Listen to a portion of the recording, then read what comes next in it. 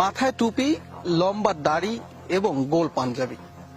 আপনারা স্ক্রিনে এই মুহূর্তে যাকে দেখছেন তাকে দেখতে একজন পাক্কা হুজুর মনে হলেও তিনি কিন্তু হুজুর রূপী এক নরপশু। তিনি একজন ধর্ষক, তার পরিচয় তিনি একজন ধর্ষক। তিনি একটি মাদ্রাসার পরিচালক, আর তিনি যেই কাজটি করেছেন সেটি শুধু ধর্ষণই নয়, তিনি একটি শিশুকে যৌন নির্যাতন করতে করতে শিশুটিকে মেরেই ফেলেছেন। ঘটনাটি বিগত 4-5 দিন আগে ঘটনাটি ঘটেছে আমাদের পার্শ্ববর্তী জেলা পটুয়াখালী জেলাতে। পটুয়াখালী জেলার এক দম্পতি তাদের শিশু সন্তানকে এই হুজুরের মাদ্রাসায় দিয়েছিল দ্বীনি ইলম শিক্ষা দিতে, হাফিজি শিক্ষার জন্য। কিন্তু এই লম্পট শিক্ষক বিগত 1 বছর যাবৎ সেই ছোট্ট শিশুটির সাথে যেই পাশবিক যেই অন্যায় করেছে সেটি আপনাদের হৃদয় নাড়িয়ে দিবে।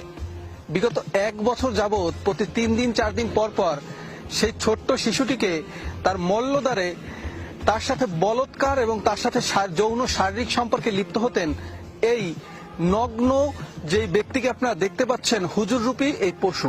বিগত 1 বছর যাবৎ ওই শিশুটির সাথে এইসব কাজ করে আসলেও শিশুটিকে নানাভাবে তিনি ভয় দেখাতেন, যাতে শিশুটি তার পরিবারের কাছে বিষয়টি না বলতে পারে। কিন্তু শিশুটির মল্লদ্বারে একাধিকবার এই রকমের যৌন সঙ্গম করার ফলে এক পর্যায়ে শিশুটি অসুস্থ হয়ে পড়ে।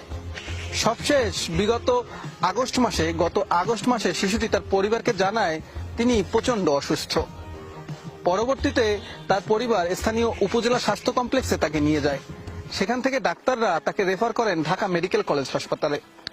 সেখানে যাওয়ার পর শিশুটির পরিবার প্রথমবারের মতো জানতে পারেন শিশুটি ক্যান্সারে আক্রান্ত। শিশুটির মল্লদ্বারে ক্যান্সার হয়ে গেছে।